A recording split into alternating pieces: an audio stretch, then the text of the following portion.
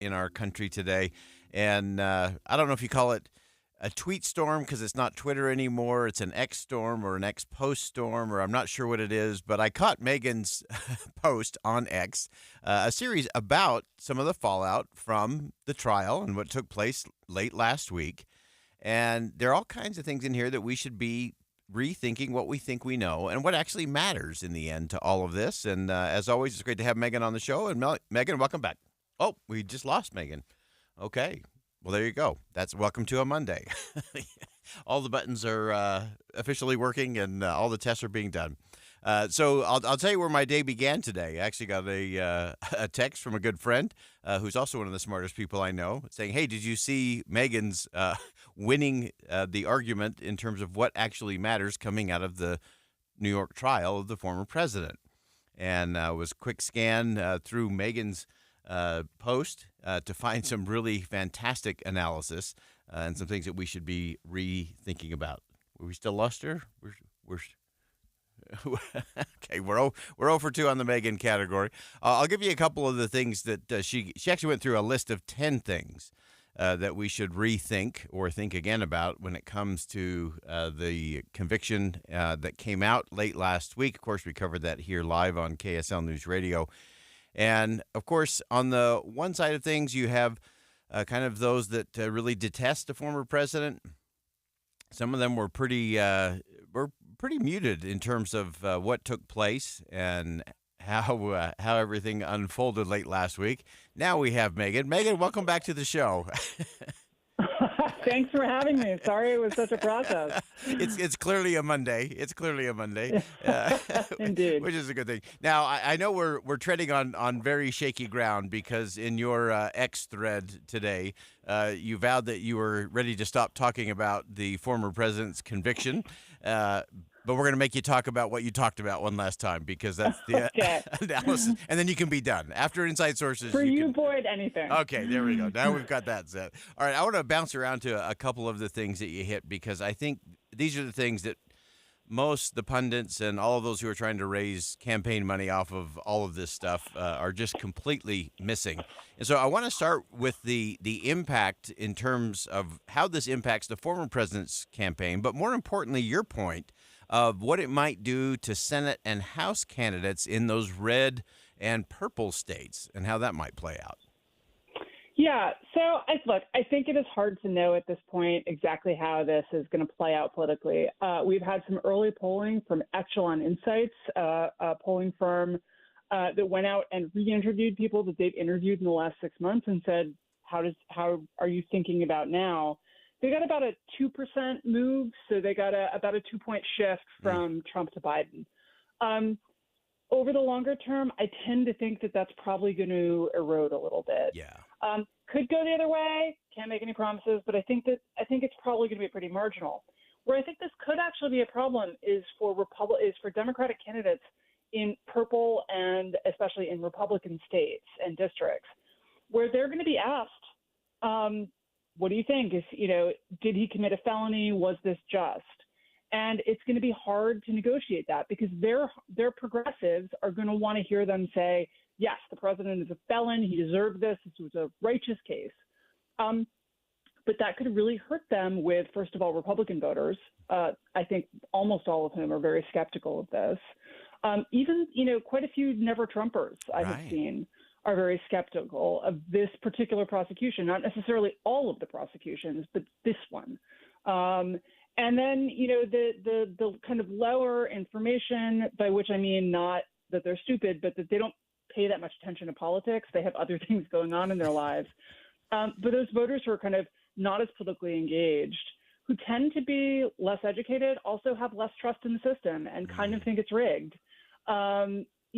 Those people, this could go the wrong way for them. And so I think one thing that you've seen is that the Biden administration is not going out and cutting ads on this, which I think at least suggests that their internal polling may not be telling them that this is a winning issue for them. Yeah, so fascinating. I want to get into a couple of those related points that you wrote about.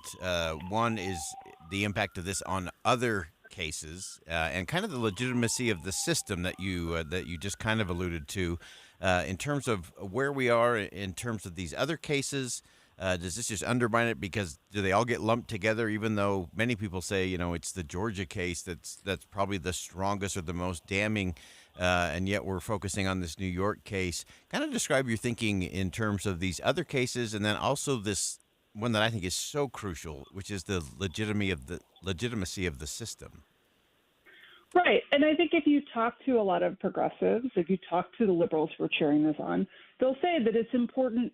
Case is important for the legitimacy of the system. This case is demonstrating that no one is above the law. Well, okay. I think there's a stronger case for that in things like the Georgia case or the federal documents case, where I have talked to plenty of people who have had security clearances who said if I did that, I would be in jail. Yeah. And not necessarily all, Trump haters. And so those cases are much stronger. And I think do demonstrate that, no, just being an ex-president does not mean that you can break the law with impunity, which would be a crazy thing to say, right? No, you cannot shoot someone on Fifth Avenue and get away with it because you were once the president.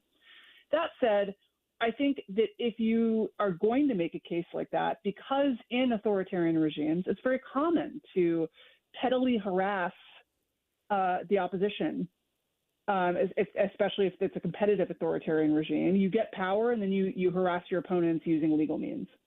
And so because of that, we set the bar pretty high. It's got to be a clear offense. It's got to be something that most people agree is serious. And it's got to be something where you're not relying on exotic legal theories, and ideally it is not brought by a hard partisan prosecutor. And this case has failed all of those. And worse, because there's this case, there's also the Letitia James case in New York State, which is a civil case, but was even worse. Alvin Bragg strongly hinted that, you should elect him because he was going to be the guy to prosecute Donald Trump. But Letitia James pretty much came out and said that she was just going to investigate him.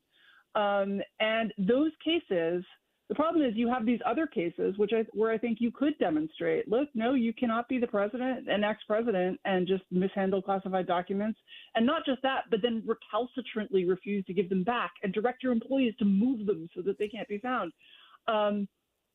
You can't do that. No one gets to do that, not even the president, because no man is above the law. But unfortunately, those cases are now surrounded by a bunch of weaker cases brought by very partisan prosecutors in very blue states that just make those stronger cases now look like they're part of a blizzard of get them on anything you can legal filings. And I think muddies the water for the ultimate political point, which is to shore up the legitimacy of the system, to show the law operating as it should, no matter who the president is, no matter whose party is in charge, that we have common institutions that operate the same way for everyone. Yeah, so important. I love the way you concluded it all by saying it's not likely that the former president will be right in the middle of the political action 10 years from now, but our civic institutions will, and maintaining that structural integrity is the thing we have to make sure we do. Megan McArdle, one of the great thinkers and great writers in our country, someone I always look to help me think again or rethink what I think I know. And I think this is such a fascinating one to look at. And Megan, that is now the last word. You can you can go back to your regularly scheduled writing. Oh, well, thank you so much for having me. All right. That's Megan McArdle from the Washington Post. And she is a great thinker and she is a great writer. And it is so interesting, again, regardless of how you feel about the former president, there are some really interesting questions beyond the headlines and beyond the partisanship stuff that we should be concerned about, both in terms of how the case was done and how it came out. There are things we should be concerned about in terms of what the president did. And the thing I worry most about is you have the former president using this as part of his grievance campaign of the system is rigged and they're out to get me. And if they're out to get me, they're out to get you. So you need me. That's kind of the pattern. I think the other thing we have to look at is the other side of that in terms of what are we actually looking for? And is a case that clearly had a lot of partisan influence in a very blue partisan place, will that undermine the credibility and the engagement of other people around the country? That's also part of that particular problem. But there are cases, as Megan pointed out, that we should be really concerned about. And it would be sad if they lost their legitimacy because of the act of some of these other things that we covered late last week. We'll be right back.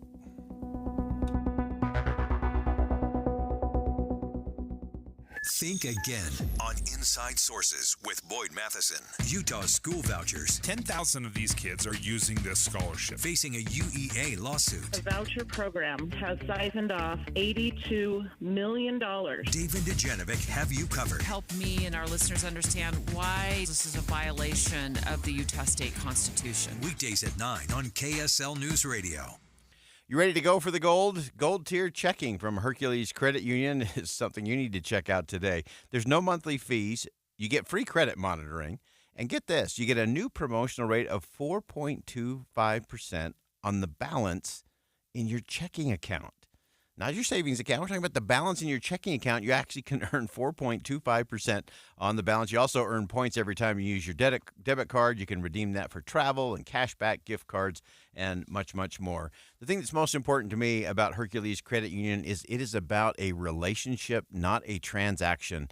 They are focused on you, and as their motto says, it's always about growing stronger together in their community. That's how they do it. You can find those locations in Taylorsville, Harriman, Riverton, or Salt Lake City.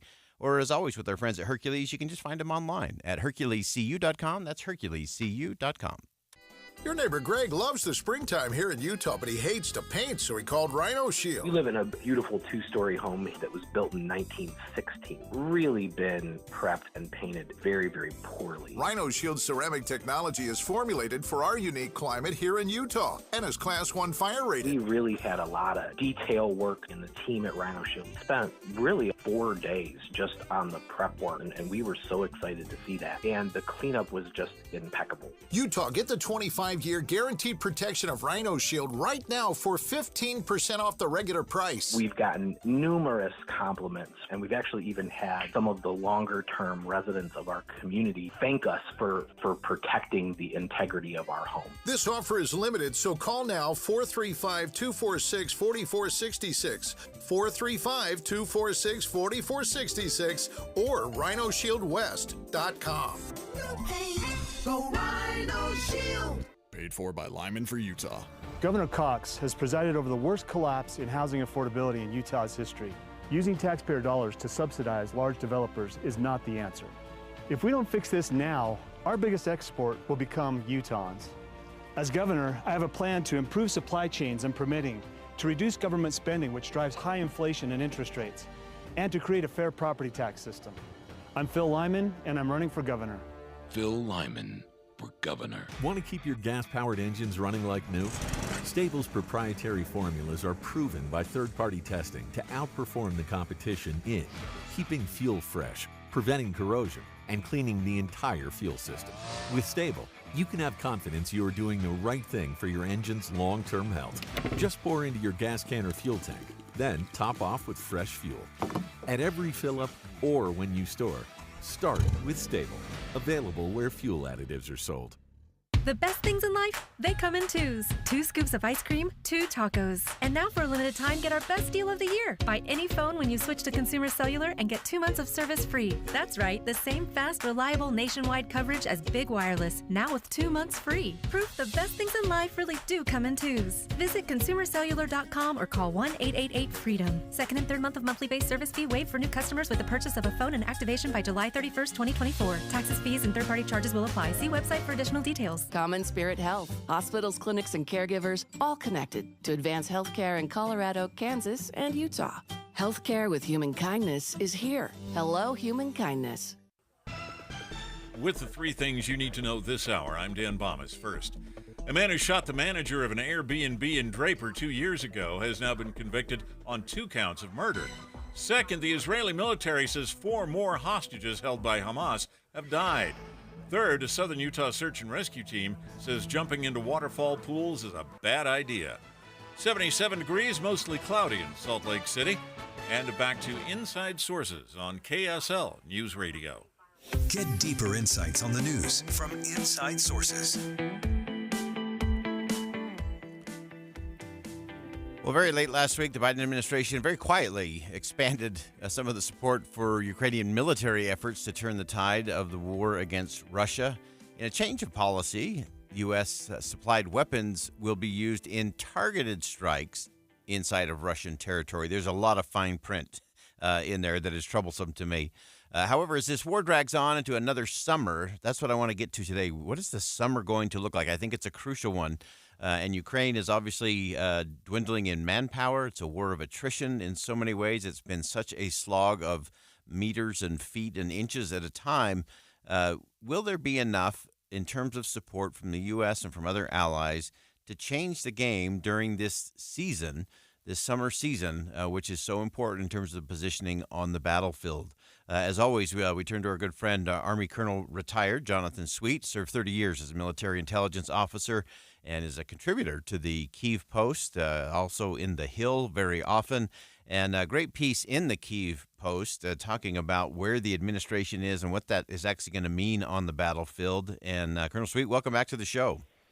Hey, boy, thanks for having me back on. I appreciate it. All right, so as we look at the very soft and subtle shift there from the administration in terms of, okay, you can fire some of these U.S. weapons inside of Russian territory. It's got to be in this region for these particular purposes. Is this really an advance, and what are the dynamics in terms of how this will impact the war? So I think the short answer is it's an advance. It's a bit of advance, but as Mark and I said in the Kyiv Post this morning, it's really more just enough. It's the minimum amount that they can provide to satisfy the requirement, and the requirement is taking care of Russian forces on the other side of the border that present a threat to them. But it's as you said, it's the munitions and it's the restrictions that are placed upon them. It's limited strikes for counter-fire purposes only, and against Russian forces that are preparing to attack them. So that's short-sighted. I think it still puts Ukraine in a position of reaction, and it still gives the initiative to Moscow. Yeah, and let's unpack that just a little bit, because you've Sure. had such a great ability to help our listeners understand kind of what the battlefront looks like and why it's important to be able to not just do that inch by inch, yard by yard, trench by trench kind of warfare, clearing landmines and razor wire and all of those kinds of things. Just walk us through why it's so important to be able to get a little further range firepower so that the Ukrainian forces actually could push Russia back or make some of those advances. Yeah, so we'll talk two battles. The first battle is the close battle. That's the direct fire battle. That's the battle to the trenches. Just what you said, clearing trench lines, negotiating through obstacles, minefields, in that close-in fight. Then there's the second battle, which is the deeper battle, the deep fight we call it, which is the war of interdiction. It's in a sense affecting the forces on the battlefield that are going to be in the fight the second or the third day. So if you can affect that, if you can stop that, you can create space for your soldiers that are fighting in the trenches, so they don't have to continue to fight that fight every day. And right now, what Ukraine's doing is that they're fighting that fight every day. Every day, there's multiple attacks on their positions. Every day, they repel them, and the next day, it comes at them again. And it comes at them again. So as long as you can't stop the flow of forces coming in, it's Groundhog Day, and you get to a point of exhaustion. Physical exhaustion, you get to a point of exhaustion and ammunition, then you get to the point of low morale. It's just it never stops coming. So you have to free up space. You have to affect Russia's ability to impact that fight. Yeah, and it seems to me that there's finally some vision in terms of that from some of the allies that are slowly changing. You pointed this out in your piece in the Kyiv Post that people are starting to say, hey, if we can't just play this enough game anymore. We've either got to give them a position and the ability to not just fight that Groundhog Day fight, which really looks more like World War I, World War II stuff. Absolutely. If we can't get to the how do you win, then this really is a losing cause in the end. Yeah, we really are stuck on how do you win. And the other thing with the interdiction fight is if you're able to prevent them from resupplying their front lines, you're able to isolate and cut them off. Then you get to a position where you're regaining terrain without having to fire a shot, because chances are an exhausted Russian force without ammunition is going to submit also. The other fight that's taking place, of course, is the deeper fight, which is the fight that's going on in Crimea, which is where we are seeing ATACMS play a role, where we are seeing Shadow and Scout missiles playing roles, along with deep strikes at Ukrainian missiles. So slowly but surely, Crimea is beginning to become, as General Hodges would say, untenable, to the point where it's costing Russia, military lives and equipment to stay on the peninsula. So you had those two fights going on right now. And as General Hodges would say, Crimea is the decisive terrain of the battle because primarily Crimea controls the Black Sea, and Russia does not want to give that up. Yeah, that is a crucial piece of the puzzle. And then just finally, before I let you go, give us a sense in terms of what else you're watching for as we enter this summer season. We know that is the optimal time in terms of attempting, attack, counterattack, or some particular strategy. What are you keeping your eye on, and what do you expect to see as we roll through this season? Yeah, so my first thought is the flow of F-16s as they come into the battle. What their impact's going to be in the close fight, where it's going to be in the deeper fight. So that's critical. The next piece is those 800,000 rounds that the Czech Republic has purchased and is going to provide the Ukrainian forces, how that's integrated. And then the third piece, as you said, it's just a manpower piece of whether or not Ukraine's actually going to call up those 25, 27-year-olds, the additional 100,000 soldiers, and commit them to the fight. And then more importantly, where are they going to commit them? Yeah, such an important thing. And this really is one of those that sadly I think Ukraine will run out of energy before they run out of opportunity. We know that Russia is gaining strength in this process when really if it was not just this just enough strategy, it may be a little different war at this point in the program. As always, Colonel Jonathan Sweet, we appreciate your perspective. Great piece in the Kyiv Post, and we'll continue to monitor this closely as we enter this summer season and see the impact of both what is happening from the administration standpoint, also what other allies are doing and how that might impact both the battlefield, what Ukraine's position is, and what U.S. policy continues to be. Thanks so much for joining us today. Absolutely. Thanks for having me back on board. All right. Again, that's Jonathan Sweet, retired colonel. And I always appreciate his perspective in terms of looking at how are we going about this, and just enough just isn't enough. That is a really bad way to go at this, especially when we know the state of the Russian military. And so I know there's a lot of political battles in terms of what is and isn't being sent, and whether it's dollars or whether it's munitions. What does that mean for the long haul? I think there are opportunities there for Ukraine to not just defend, but to win. But they have to have the right weapons with the right ability to use those weapons. And so we'll continue to watch all of that as things move along there in Ukraine. All right, we'll step aside for some bottom of the hour news. More Inside Sources coming up next here on KSL News Radio. Stick around. We'll be right back.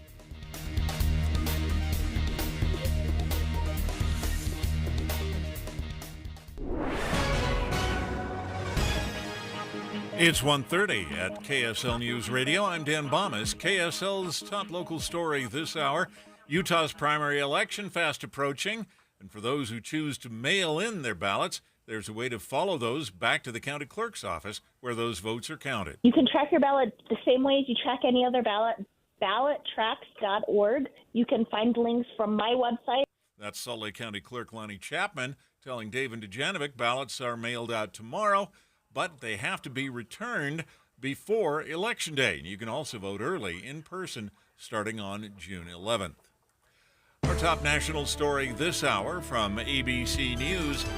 Jury selection has begun in Delaware in Hunter Biden's trial on a federal firearms charge. One prospective juror excused because she'd read Hunter Biden's book, which may be used by prosecutors as evidence of his drug addiction. Other would-be jurors were sent home because they said they had heard news about that case. Your money at this moment, the Dow Jones average down on the day 220 points right now, while the NASDAQ is up 31. And our KSL weather, we'll see some rain this afternoon before it's all done. That's next. KSL News Time, 1:31. You know what's great about KSL's traffic coverage? Trained traffic reporters and real listeners. Trading information and making the commute safer and faster for everyone. Every 10 minutes on the nines, we have you covered on KSL News Radio. In Utah, we don't make excuses. We work hard. We do what's right. We get it done. Washington, D.C. could learn a lesson from Utah and from Republican John Curtis. John Curtis is our first line of defense against Joe Biden's policies that have made life harder in Utah. In Congress, John's known as the get-it-done guy. He passed 15 bills that make us safer and stronger. John Curtis is reducing regulations so Utah small businesses can grow and you can afford your energy bills. And as always, he's fighting for American energy dominance as our champion for affordable, reliable, and clean energy. When Utah thrives, America thrives. John Curtis knows that, and in the U.S. Senate, he'll teach Washington how we do it in Utah. John Curtis, working hard and getting it done the Utah way. ClearPath Action Fund paid for and is responsible for the content of this advertising. Not authorized by any candidate or candidates committee. ClearPathActionFund.org. Saving for retirement was tough enough for us. Yes, and navigating markets can be challenging at times. I understand. That's why at Fisher Investments, we take a disciplined approach with your investments. Tell us more about that. We take an active approach to money management, positioning your portfolio for opportunities we see ahead. So all your clients get the same portfolio? No, we tailor your portfolio to your individual goals and needs. What about communication? We don't like being left in the dark. We check in regularly to keep you informed on the markets and your portfolio. Which means you'll help us stay on track. Yes, our goal is your comfortable retirement. And as a fiduciary, we always put your interests first, because we do better when you do better. At Fisher Investments, we're clearly different. Learn more at FisherInvestments.com. Investing in securities involves the risk of loss. Alpine Home Medical, we bring wellness home. The sun is out and the temps are up. It's time to seize the day and hit the road. You were born to ride, and now's the time to make your dreams a reality. Imagine the wind in your hair as you cruise on your very own power scooter. Hi, I'm Jay Broadbent with Alpine Home Medical, and these scooters aren't just for getting around. They're your ticket to freedom. With speeds up to 6 miles per hour, you'll own the road like never before. From graduation to concerts and vacations, our power scooters will get you there in style and ease. Don't wait another minute. The time to ride is now. Let's start your adventure today. Visit us online at alpinehomemedical.com. That's alpinehomemedical.com. Alpine Home Medical, we bring wellness home.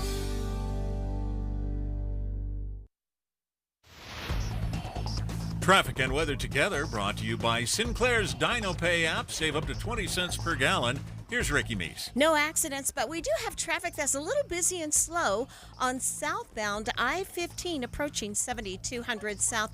And again, a left lane blocked at the exit ramp from eastbound I-215 South Belt at the State Street off-ramp. It has caused a little bit of backup in the area. That's give or take, so just be aware you could see some slowing. Get ready for memorable summer evenings with the Utah Symphony, July 5th through August 9th in Park City. Tickets are on sale now at DeerValleyMusicFestival.org. Ricky Meese in the KSL Traffic Center. We'll see some showers this afternoon with a high around 78, partly cloudy and 78 tomorrow. Then it heats up with highs in the 90s by Thursday. Right now we're at 75 degrees with some light rain. I'm Dan Bomas from the KSL Common Spirit Health Studios.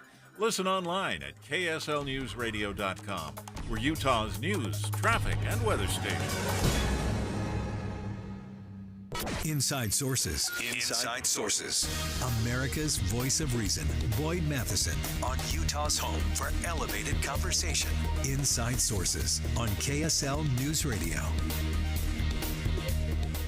Well, as political polarization continues to intensify, there are many that are looking for other alternatives to not only turn the heat down, but maybe transform the system in the process. One of those that we want to explore today is a fascinating one. It's actually called the Final Four. Now, normally when I think of Final Four, I'm thinking of college basketball, but this is a Final Four version for politics that could actually reshape the political parties and the political landscape and who ultimately ends up in office. Russell Berman's a staff writer at The Atlantic. He's written extensively about Congress, political reform, and policy experiments in states and cities. And Russell, welcome to the show. Thanks for having me. Fantastic piece in The Atlantic, how 2024 could transform American elections.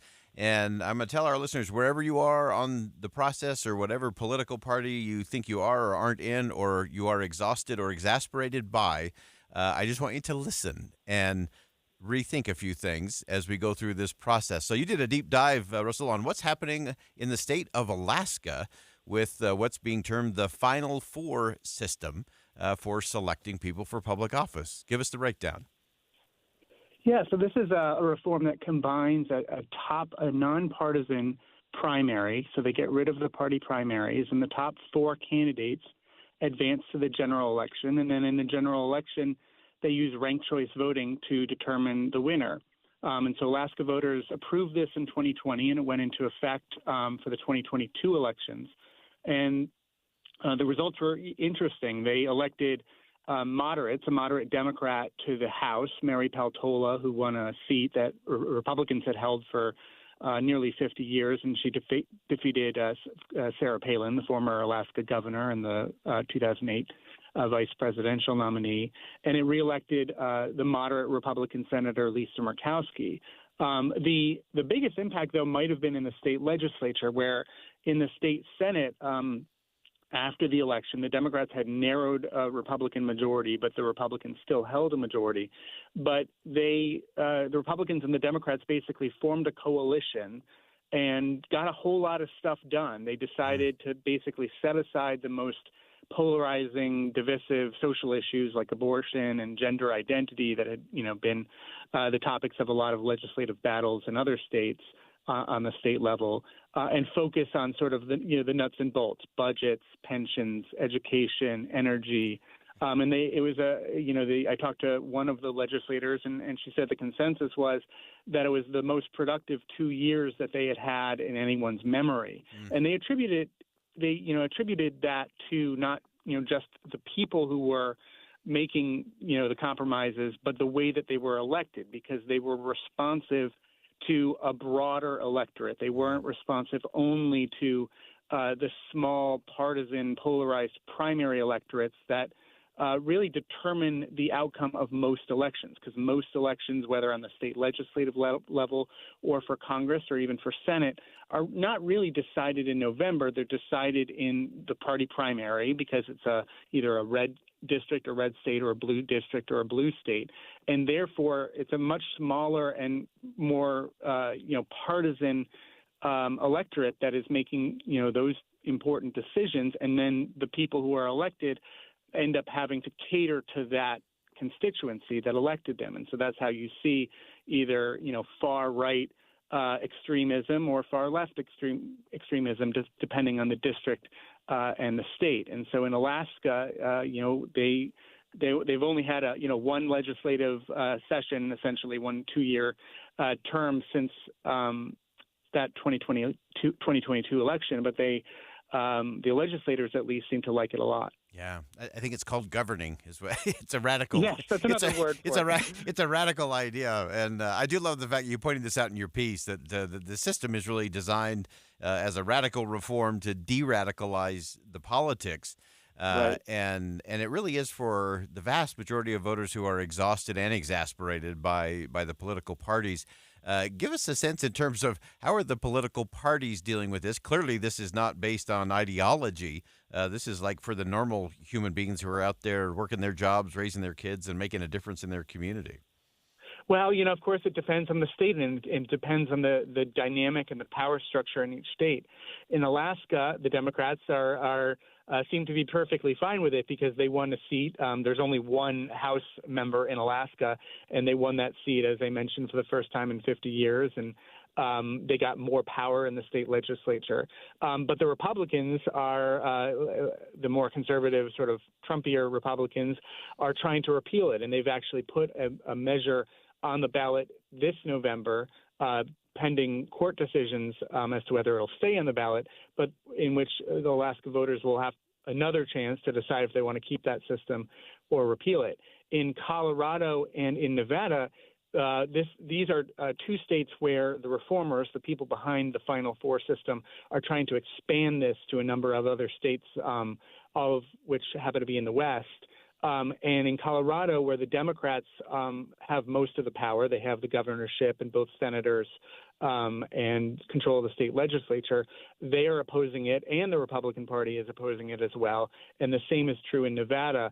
And, they give a number of reasons, but I think mostly it's because this system would take a lot of power away from the parties. It would take away their ability to sort of choose how they nominate their candidates. It would really seek to go around them. And so for Democrats in those states who now have the power, they probably see the potential for, Republicans getting some more seats, even if they're more moderate Republicans. Right. It's so fascinating to look at all of this. You talked about in the piece some of the detractors, some of them saying, hey, this is just a bunch of wealthy people trying to carve out their own space in the political world. How is that playing through? What's the essence of that argument, and where do you think it ultimately leads? Right. I mean, the thing about this is it's not, you can't really say it's a grassroots movement. You don't have hundreds or thousands of people demonstrating outside of state capitals for this. This is basically a group of wealthy political philanthropists who are involved in political reform efforts who have coalesced around this idea and have the money to try to they're going around the state legislatures because, as I mentioned, the parties are opposed to it. And so they're doing these ballot initiatives to try to get voter approval for it. And the criticism is that, the parties play an important role in vetting candidates and in basically fostering, a political career. And so the parties say that this is, basically wealthy people who don't want to have to get dirty in politics and work their way up from, alderman or councilman to state legislature to, the House or the Senate. They want to just be able to spend money and go for whatever seat they want, whether it's the governorship or the Senate or any other powerful seat. And that it will be easier for them to get on the ballot because they don't have to win the nomination of a party that really doesn't want them. The counter to that, of course, is that, wealthy people already have a leg up in any, we hear that all the time. And in Colorado in particular, the governor is a Democrat, but he's a tech entrepreneur who spent $20 million to get into office. It is fascinating stuff, and I love it when both the left and the right are angry at the same thing. It usually says there might be something worth exploring in that space. Fantastic piece. Russell Berman, staff writer at The Atlantic. You can check that out, theatlantic.com.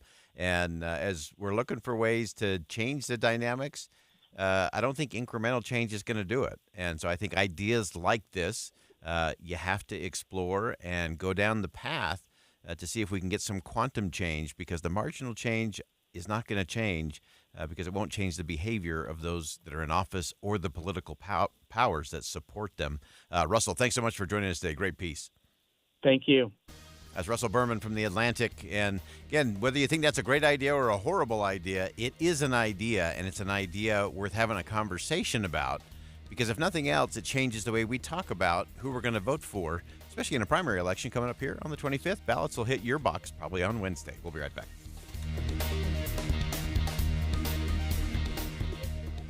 You've been working so hard to keep your lawn and garden looking good. Maybe it's time to make your home look incredible with new window frames and double pane glass from Advanced Window Products. If you can imagine it, they can create it at their factory in Salt Lake City. Any style, any color, security enhancements to keep your family safe. All this and factory direct pricing. You're buying local and paying less. So seal up your home and reap the energy savings with Advanced Window Products, where they've been creating windows for 38 years. No subcontractors, they're not resellers.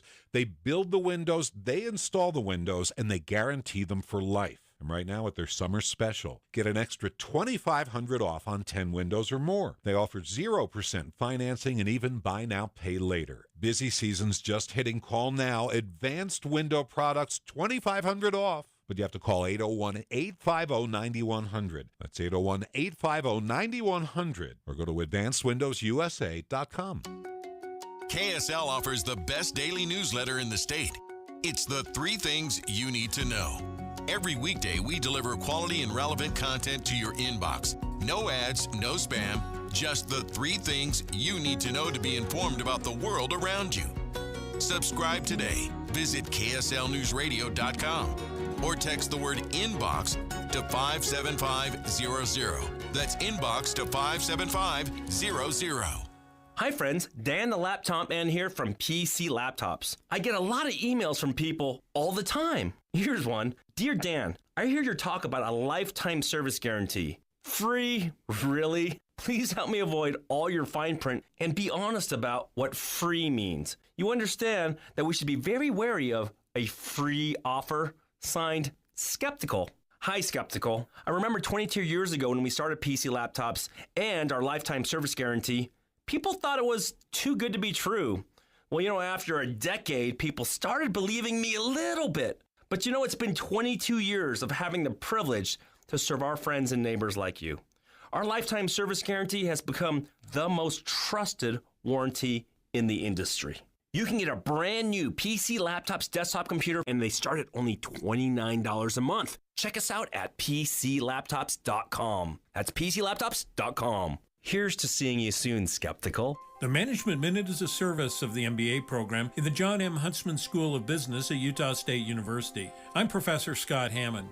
The most important part of a conversation begins before any words are spoken, with eye contact. Research shows that the nanosecond our eyes meet, we decide if we can trust the other person, if they're believable, angry, helpful, or charmed. Several years ago, I spent the summer traveling around the U.S. teaching physicians to improve medical care by having better patient communication. These were high-end surgeons who were willing to videotape their interactions and face brutal critiques to get the results for their patients. In conversations, texts, and emails, we do not connect like we would if we had eye contact. Save those kinds of communication for simple issues with known colleagues. Difficult conversations should always be done when you can see the eyes. Learn more how to better communicate in an MBA program from Utah State University. Go to utahstatemba.com. I'm Scott Hammond. Hope to see you in one of our classes. If your roof is over 15 years old or hasn't been inspected in the last 5 years, you might be at risk of leaks. Many wait until water damage occurs to seek help. With Master Roofing's proprietary repair and restoration process, they can significantly extend your roof's life.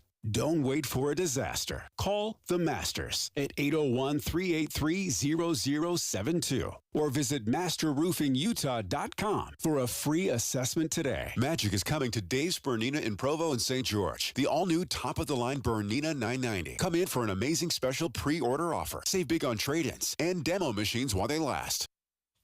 The movie show is at Advanced Window Products this Friday from 10 to 1. That's the movie show at Advanced Window Products this Friday. With the three things you need to know this hour, I'm Dan Bomas. First, ballots are going out this week for Utah's primary election. Second, jury selection has begun in Hunter Biden's trial in federal court. The president's son is accused of a firearms violation. Third, business owners in Sugar House say construction is cutting into their profits. 75 degrees with a light rain shower in Salt Lake City. And back to Inside Sources on KSL News Radio. Hear elevated conversation on crucial issues. Boyd Matheson on Inside Sources. Well, as police departments try to find new ways to innovate and better deal with a myriad of challenges inherent in doing an incredibly difficult job, the use of unmanned drones are becoming more common. And we want to explore what's going on in Colorado, a pilot program there that may deploy drones in some different ways. We want to look at the ramifications. What does it actually mean if we're having police drones patrolling the skies above our cities and our homes? Does that really give us the sense of a free and open society? That's a good question to be thinking about.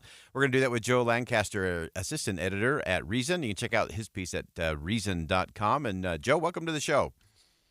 Thanks for having me. All right, so tell us about this pilot program in Colorado. Obviously, police departments are getting spread pretty thin. How to deal with all the 911 calls can be difficult. Tell us the path they're going down, and then we'll dive into what the potential pitfalls are. Sure. So, a number of police departments in Colorado, including some sheriff's offices and even the Colorado State Patrol, have drone fleets, essentially, and pilots on staff.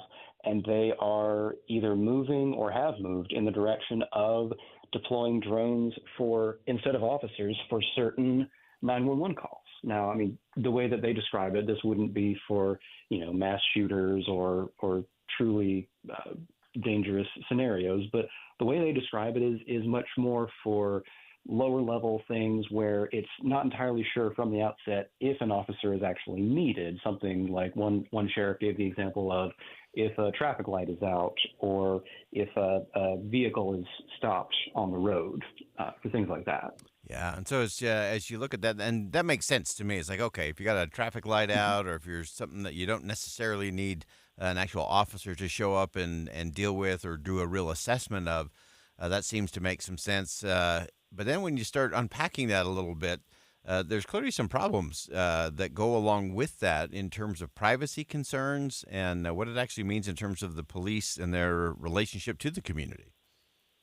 Yeah, I agree. At first glance, it makes perfect sense, because I mean, a drone doesn't have to worry about traffic. It can just zip over, take a quick picture, see if there's actually a problem, and then you're good. You don't have to worry about sending an officer over there. But at the same time, a flying drone with a camera operated by the police is kind of inherently a bit of a civil liberties violation.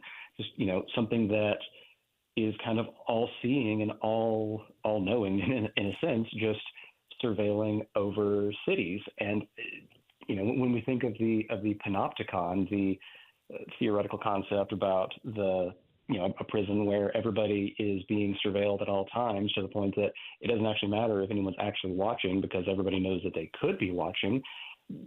On a long enough timeline, that is kind of what this implies, is if there are just drones zipping all over the place, even if they're only intended to be for smaller level things, they can't help but get caught up in surveilling anything and everything and everybody in their path. Yeah, in fact, you pointed this out in your piece at Reason.com that random person gets caught, in a snapshot of a drone flying across the yard to go look at something else, and to me, there's all kinds of civil liberty issues that you're going to have to deal with there. So what is Colorado doing in terms of either trying to preempt some of those or get ready to defend those? Because clearly that will be part of the next phase. I haven't seen anything that, in terms of, they're very early on in the process. The Arapahoe County, the sheriff who said that gave examples of what this could be used for, they told the Denver Post that this is very, very early stages. This is all, we're not rolling this out yet. And some of the departments do use these things, in conjunction with things like SWAT teams. If you do have, so let's say, an active shooter situation, the SWAT team is there. They can send up a drone to see if kind of to aid them in seeing where the suspect is, things like that. They haven't really nailed down exactly what the future will look like other than in broad strokes. But, the Denver Police Department, for example, within the last decade, their chief said that, he had no interest in deploying drones. There were real constitutional questions to consider. And now the Denver Police Department, under a different chief, is saying that within the next year, they will be buying drones with the intent of deploying them as first responders. Fascinating. You also pointed out in your piece case in Michigan, where the police hired a drone pilot to do that. And talk to us about that in terms of, if you're hiring someone to go, take a few pictures of maybe someone who you think is a suspect of something.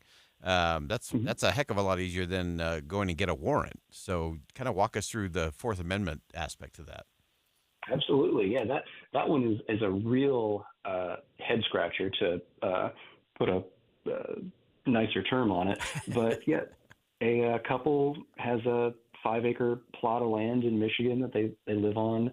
They have cars on the lot because husband likes to tinker. Neighbors have apparently complained over the years, but none of it is visible from the road. So the local township, instead of going to the trouble of building a case, getting a warrant signed by a judge, they just hired a drone company to fly over the property and take pictures. And based on that, they issued a ticket.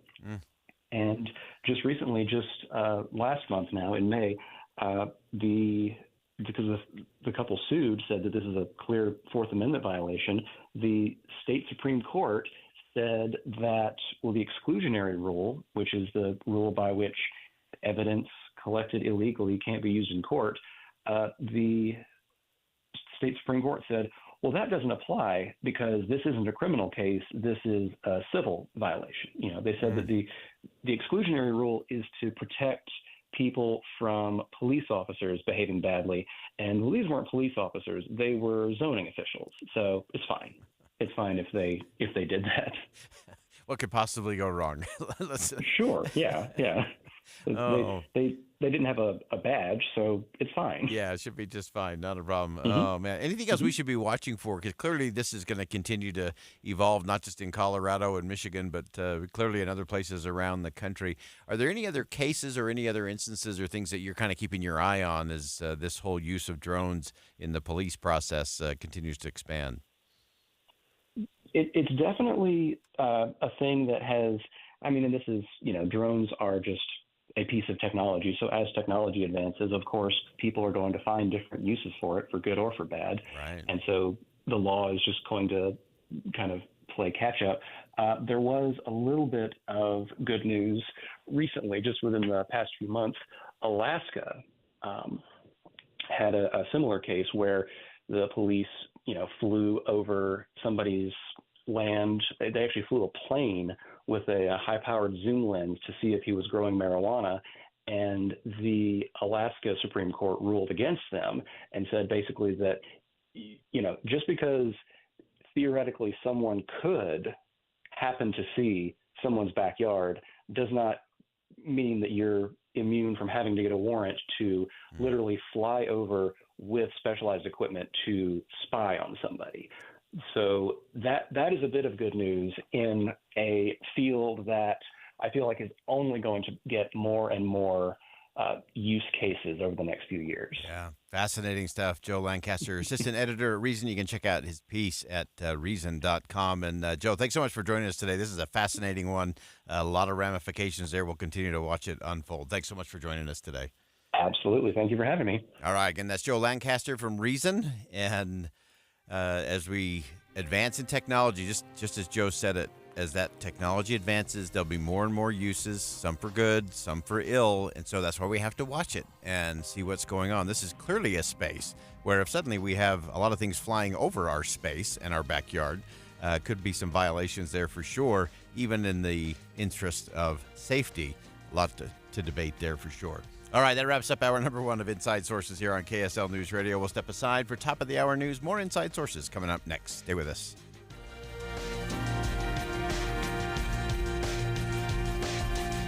KSL FM Midvale. KSL Salt Lake City. From the KSL Common Spirit Health Studios, this is KSL News Radio. Utah's news, traffic, and weather station. It's 2 o'clock at KSL News Radio. I'm Dan Bomas. KSL's top story this hour. Small businesses in the Sugar House area doing their best right now to keep their heads above water in the face of ongoing construction projects. Sarah Snow owns a Pib Exchange, told David Janovic today that her business has dropped off by 30%. She's doing all she can to avoid laying off her staff. The construction includes replacing utility lines and updating sidewalks. The construction will last through 2025. Our top national story this hour from ABC News. House Republicans grilled retired federal health official Anthony Fauci on the origins of COVID and the advice that led to lockdowns during the pandemic.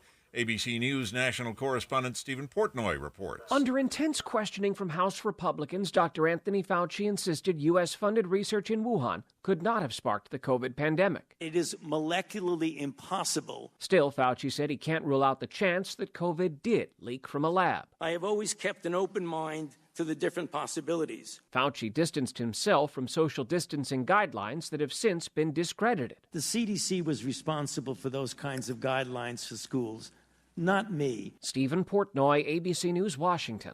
Your money at this moment, the Dow Jones average down 115 points on the day. The NASDAQ, though, up 93 right now.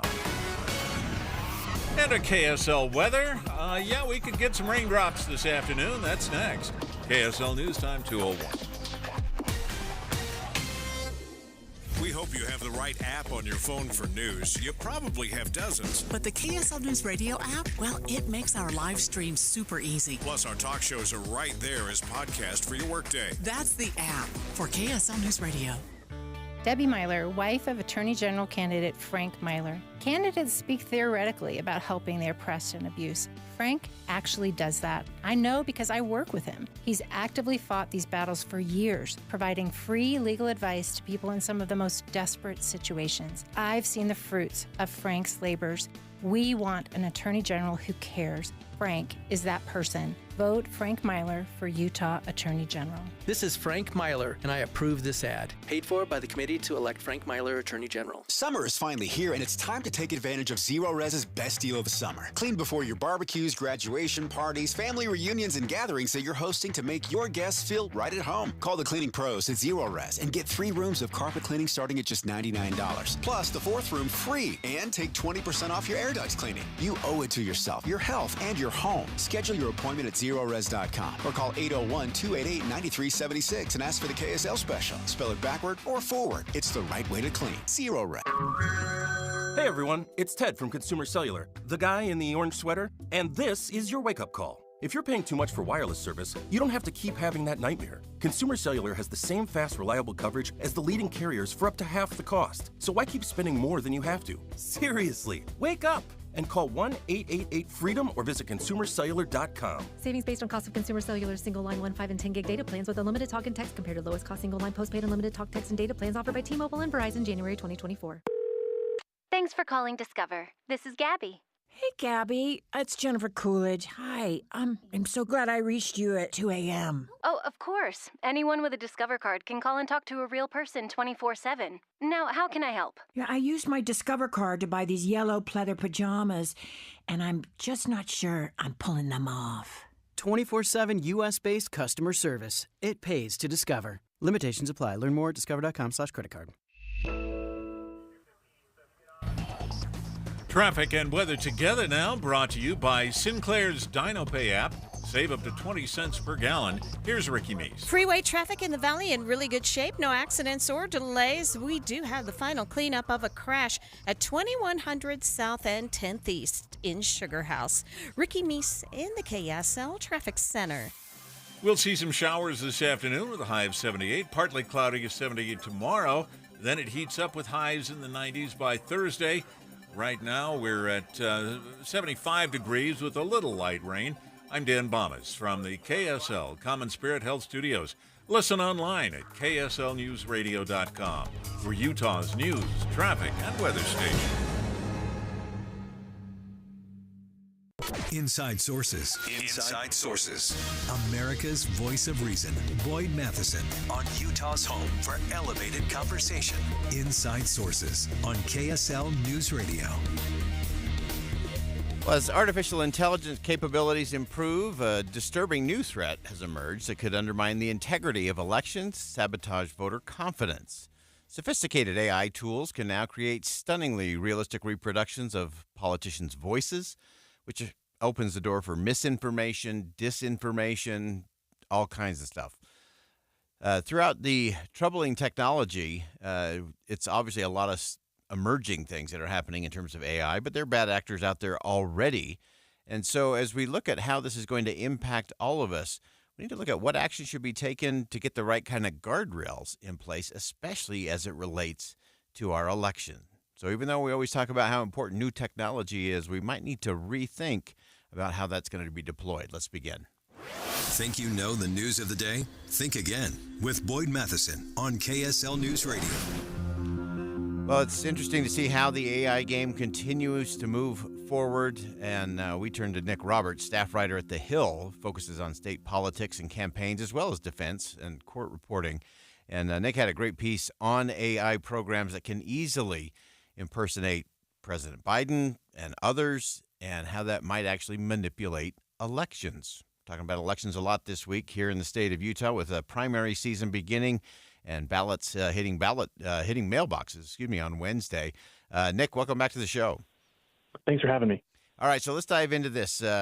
With artificial intelligence programs today, obviously they're getting really good at deep fakes and things like that. You're watching this really closely in terms of some of these tools. And what are you seeing and what should we be watching for? Yeah, there are some serious concerns about these easily accessible online tools that can mimic someone's voice, even yours or mine. And that includes some quite important people like the president or former President Trump or any candidate in major office. We've seen this already happen in the U.S. Back in February in New Hampshire, there was a man who mimicked President Biden's voice and sent out a fake robocall to voters to tell them to stay home. That man was just charged with 13 felonies last week for that. And we don't know what the effect might have been. Maybe some people did stay home because of that. But this is a serious concern with a lot of lawmakers across the country which are looking to regulate it. Yeah, and as you mentioned, a lot of these are pretty easy to access. So this is not like some really sophisticated thing or super expensive thing. These are pretty simple tools that people can use. And so what should we be looking at? What are the debates shaping up in terms of getting some of those guide rails for some of those tools? Right. So this incident in New Hampshire was the big wake-up call. It's the first time it really happened in American politics. We've seen this some other places across the world in the last year. But there was a really good study that came out on Friday from the Center for Countering Digital Hate that looked at 6 of the largest tools, these easily accessible online programs to create these AI voices, and found that only one of those 6 would even prevent you from mimicking a voice like President Biden or former President Trump. The rest will just let you do it without any guardrails at all. So when these lawmakers are considering regulation, that a lot of that lies with the FCC regulating political advertising and what goes on the airwaves. Of course, you're very familiar with the FCC, working in radio. And they put up a proposal this past week to completely bar the use of AI in robocalls and make sure they designate, warn people when it's being used on TV ads and radio ads. I think it's so fascinating to look at. And you also did a bit of a look in terms of what Russia, Chinese, Iranian, what some of these kind of folks are already doing with it and how that is probably going to be a preview of coming attractions here in the U.S. Right. Political disinformation can come from anywhere. But the number one concern in the U.S. is from our political enemies, from Russia, from China, from Iran. And they have the same access to these tools that anyone does. And if you add state-backed institutions can really take advantage of these tools and create their own, which may be even more powerful, to influence what people are thinking through online ads, whether that be on the internet or whether it be on television. You pointed out in your piece something that happened in India's election that actually used some of this AI-generated video. Describe what that was, how they did that, and what the potential impact is. Right. So in India, this was earlier this year, there was a fake video of the country's biggest Bollywood stars talking about political candidates and how they're criticizing the political candidates. Imagine a television ad of Brad Pitt talking about how they don't like Joe Biden or Donald Trump, when in reality they didn't actually say that. That was completely fabricated. It could have major ramifications on elections worldwide. Yeah, I think one of the things that you wrote that really got me thinking, you referenced an ad from early in the cycle. It was last year, the Republican National Committee. Describe that particular ad, and then I want to kind of break down the use of AI to create some things, and then how that can really take you into a completely different space. Yeah, so this RNC ad last year was entirely AI generated. And what that meant was there was a voiceover saying, these are the bad things that will happen if Joe Biden is elected again, from their perspective. And it showed AI generated images of dystopia, of political violence, of martial law, kind of giving this impression that would be the case. And it was not, to someone who could not really tell the difference, which is easy to miss that these are not real photos. It could be easy to get confused over what that is.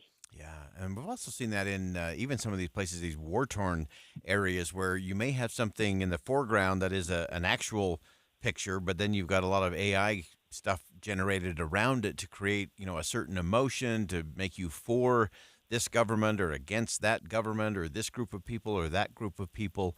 As you look at how that continues to play out, and obviously we're just at scratching the surface point in terms of the capability of that kind of AI. What's happening from a congressional standpoint in terms of how do we watch out for that? Because, again, this isn't just politics and votes. This can be real initiatives in terms of war and all kinds of other social issues.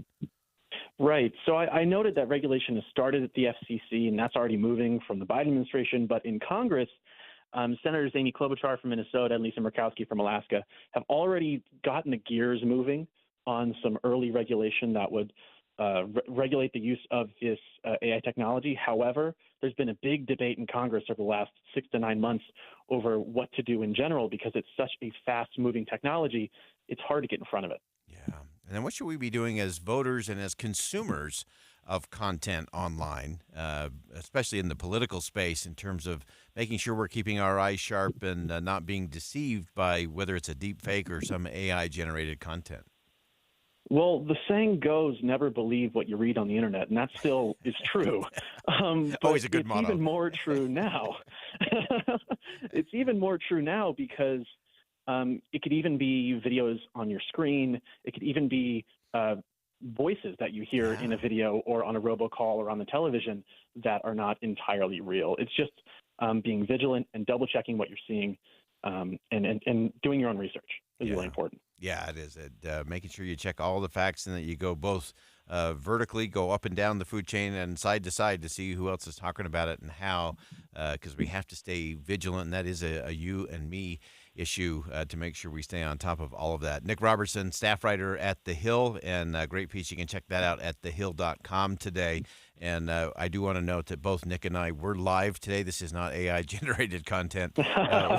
We did do this on our own. Nick, thanks so much for joining us. We look forward to having you back Thank you for and having continue me. it. All right. Great stuff there from Nick Robertson from The Hill. And yes, we did do this. Actually, we did not AI generate this conversation. But the amazing thing is it probably could be done with that voice cloning. And as Nick pointed out, it's not expensive stuff. You can access it very easily.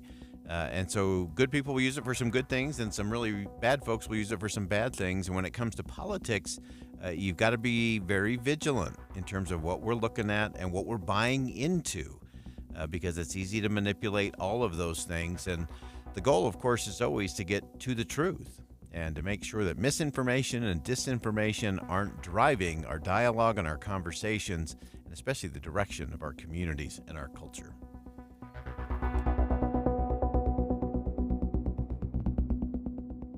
Think again on Inside Sources with Boyd Matheson.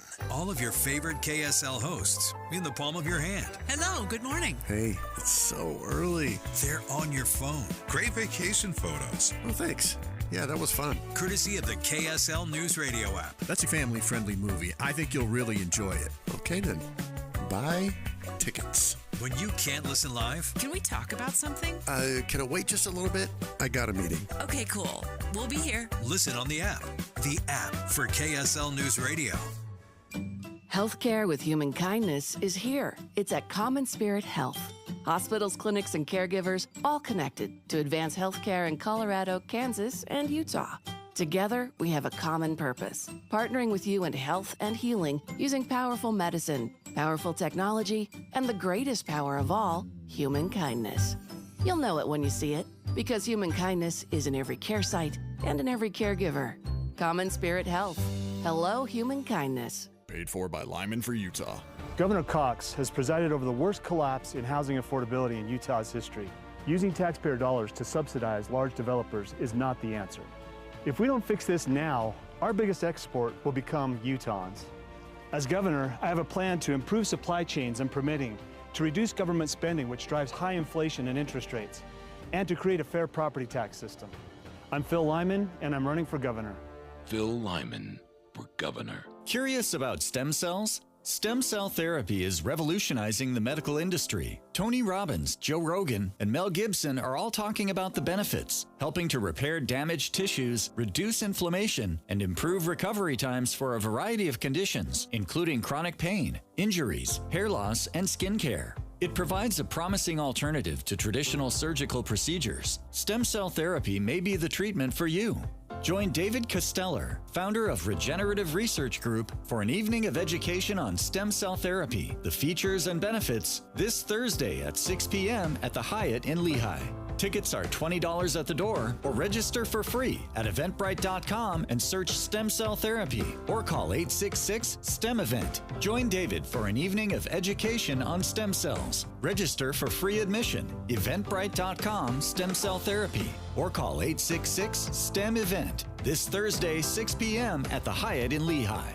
Do you know how to tell if a clogged drain is something to worry about or not? What's up, everybody? I'm Mike Wilson with Any Hour Services, and I understand it's annoying and inconvenient, but sometimes a clogged drain can be a sign there's a more serious issue with your sewer main line. If the drains in the lowest level of your home aren't draining, or you flush a toilet and it comes up somewhere else like a shower or a floor drain, I'm urging you to look at this as more than just an annoyance. The last thing I want you to experience is a sewer backup. If you're a homeowner experiencing any of these issues, the first step would be to snake the line to see if it's just a blockage, which one of our drain techs can do for only $29. Yep, you heard that right. Any Hour Services will snake any drain line with normal access for only $29. Sinks, showers, tubs, toilets, floor drains, laundry drains, even that sewer main line that connects to the city. We'll snake any line for just $29. For help with your drain issues, call Any Hour Services at 801-443-7700. You can Google Any Hour Services. You can even schedule online at anyhourservices.com.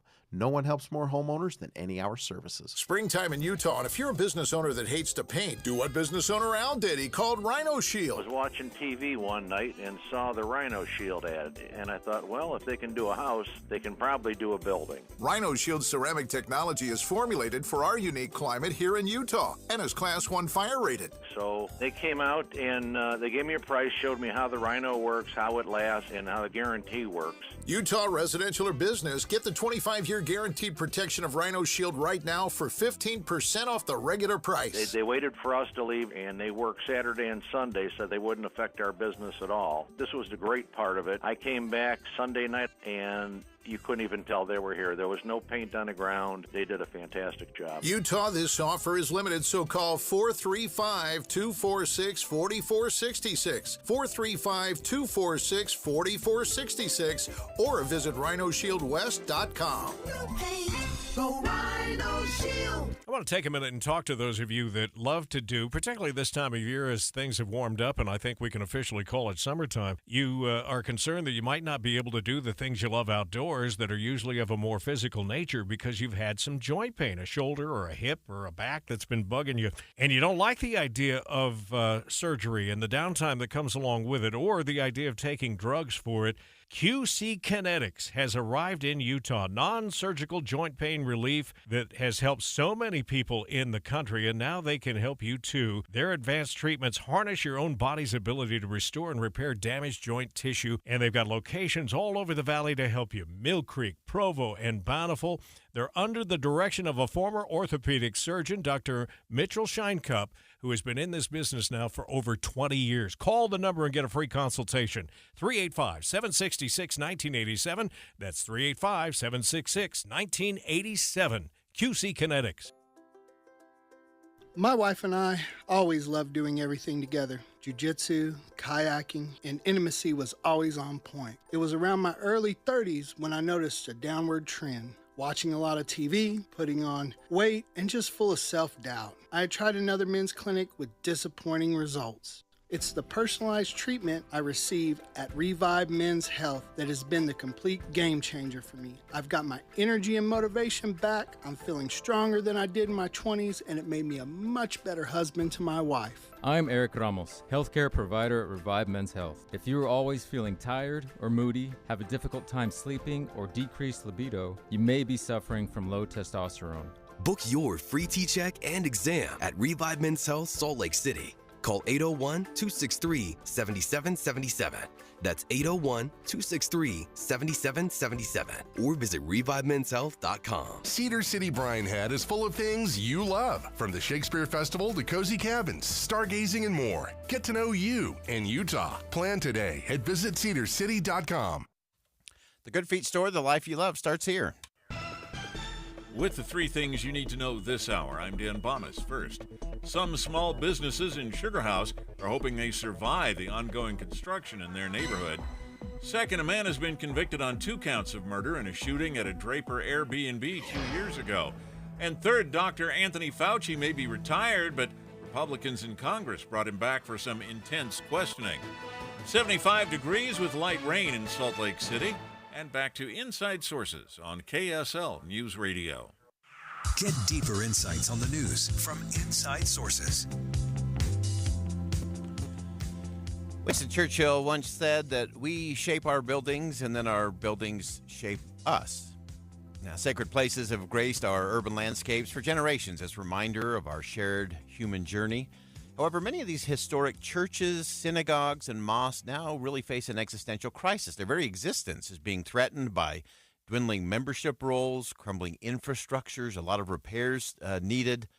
But as beacons of spirituality and civic engagement, the potential loss of these hallowed spaces would leave a major void in our communities. Many of those communities are already grappling with real big challenges and disconnection. So it's time for a call to action that transcends religious affiliation, employing us to really join forces and safeguard some of these treasured sacred spaces. Bob Yeager's the co-founder of Partners for Sacred Places. Previously, Bob worked with the Philadelphia Historic Preservation Corporation as Senior Vice President for the Historic Religious Properties Program. He's also co-author of several books and articles on religious property preservation. And this is a crucial conversation. I have been so looking forward to this conversation. And Bob, welcome to the show. Thank you so much. I'm so glad to join you today. So give us a little bit of the state of the state when it comes to these sacred places around the country, the numbers that you've been looking at, and kind of where we are in terms of what we might lose. Well, thanks for asking that question. And, you know, there's 2 sides to the coin. On one side, we've learned that they bring a lot of community value. They have a lot of economic value to their communities, and we've done some research with a university on their importance to neighborhoods and to the towns and cities where they sit. So they have a lot of value. On the other hand, they're increasingly vulnerable when, in many cases, their memberships are smaller than they once were, and they may not have the money to keep their buildings in good repair. So that's part of our message, is to say to America that a lot of the churches in your backyard may need some help.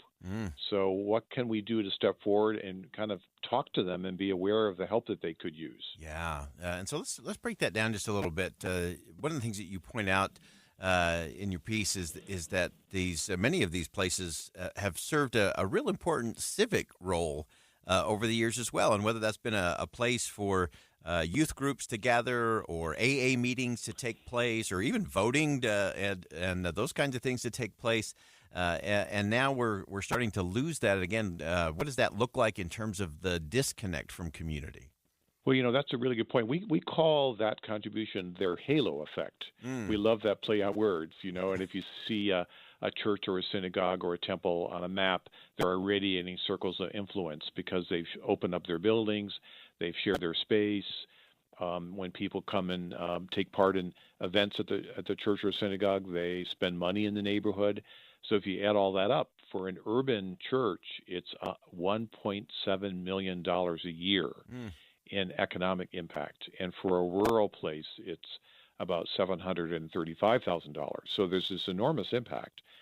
However, if that congregation's becoming smaller and they have a hard time maintaining that building, there may be some spaces they really can't share anymore. There may be leaks in the roof, or the bathroom may need repair, or the kitchen's not what it was, you know. And so that's the message we're trying to deliver, is we need to find new ways to support these places, and we need to realize they're really civic assets. Yes, they're places for worship and for fellowship and for education, but they are also places that serve everybody.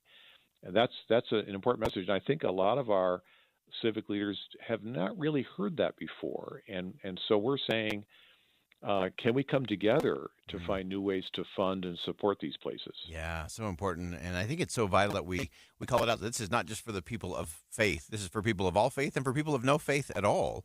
Exactly. And whether it's that halo effect or some of the things, we had Robert Putnam on the show not too long ago talking about some of the social capital that comes out of those very churches and synagogues and mosques. And so as you look at your organization, how are you going about that in terms of creating this call to save these sacred spaces? Well, one thing we're doing is creating new vehicles for grant making and support to really important sacred places. In fact, there's a mosque in the Salt Lake City area that we have just supported through our national fund. So we've raised about $40 million so far that we are giving out in capital grants. So that's one thing, and that needs to grow. We're hoping that more funders and donors will come forward to help us make grants and provide support to important sacred places.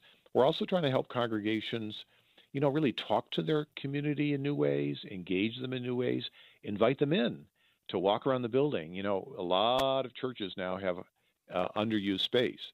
So we suggest to congregations that they talk to their neighbors, invite them in, walk through the building together, and think together about how they might share that space in new ways, which can bring new energy, new people, and new funding to the building.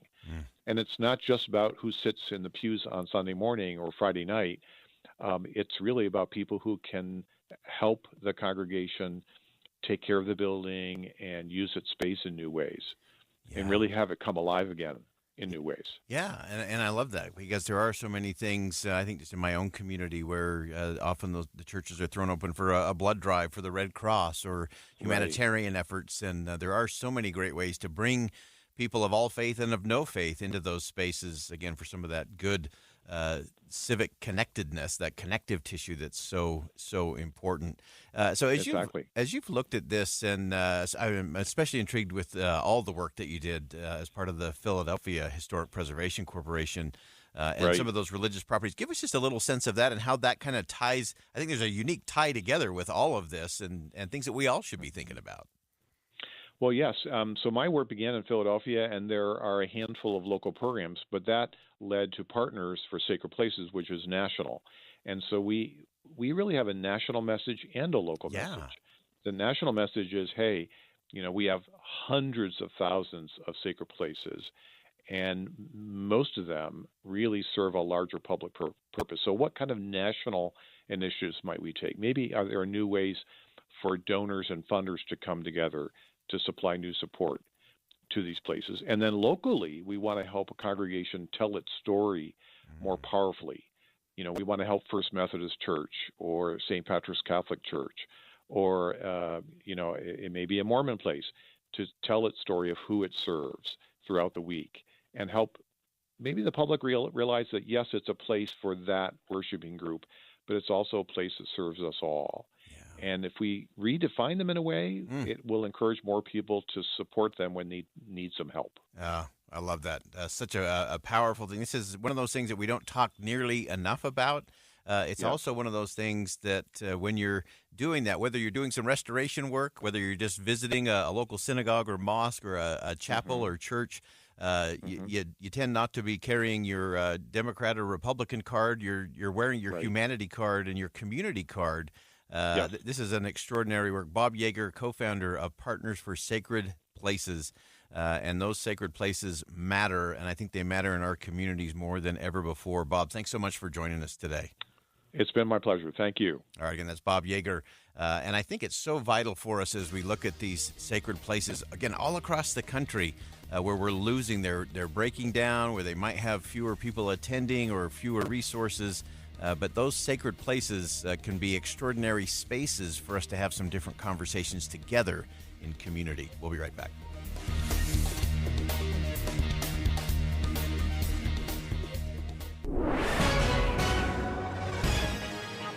It's 2:30 at KSL News Radio. I'm Dan Bomis. KSL's top local story this hour.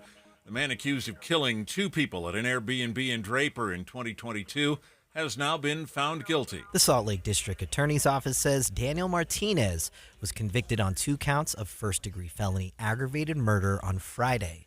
Martinez was at a party at the Airbnb, and when the property manager showed up to break up the party, that's when Martinez fired shots towards cars, hitting and killing Austin Powell and Jonathan Fuentes. He's facing 25 years to life, and sentencing is scheduled for July 18th. Eric Cabrera, KSL News Radio. Our top national story this hour from ABC News. Lawyers for the families of the Sandy Hook Elementary School victims are asking a bankruptcy judge to liquidate InfoWars and the rest of Alex Jones' media company. They say Jones and his company have failed to demonstrate any hope of beginning to satisfy their $1.5 billion in legal claims. They relate to Jones calling the 2012 school shooting a hoax. Your money at this moment, the Dow Jones average down 115 points at the close of trading. The NASDAQ was up by 93 points.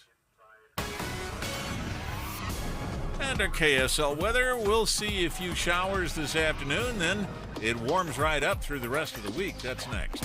KSL News Time, 2:31.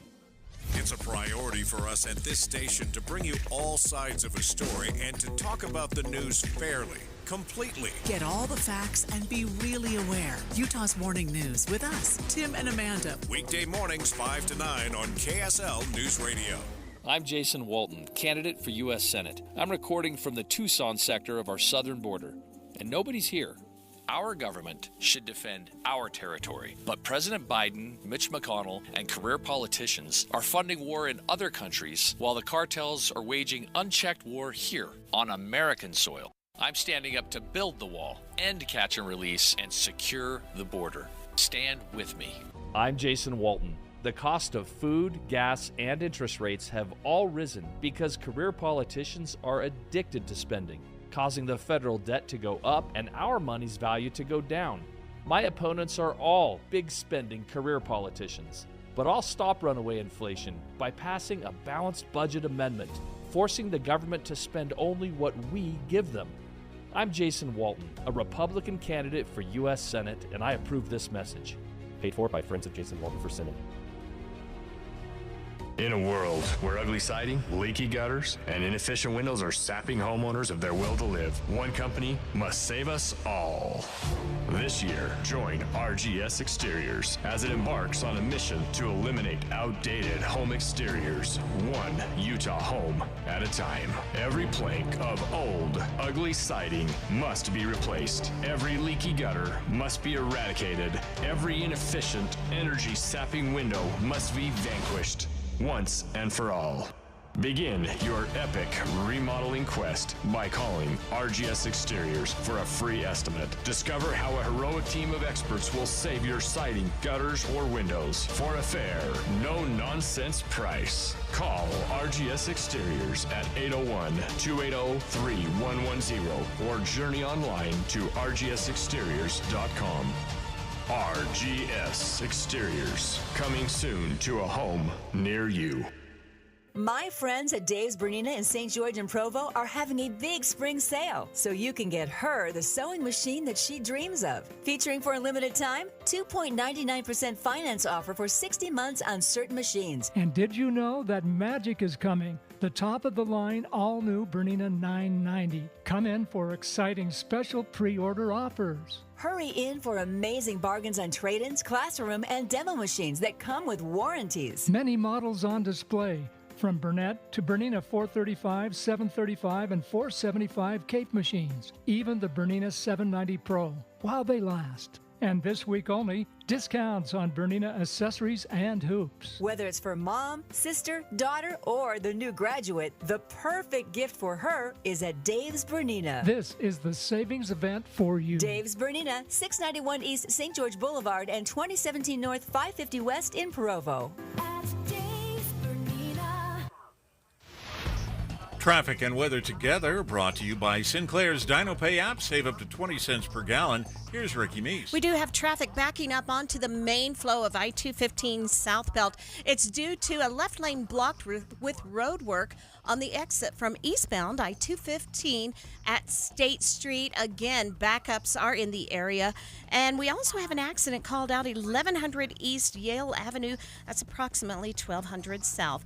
Fill up your bucket list in Box Elder County. History, recreation, and wildlife, and excellent dining and shopping await you. Learn more at visitboxeldercounty.com. Sponsored by the Utah Office of Tourism. Ricky Meese in the KSL Traffic Center.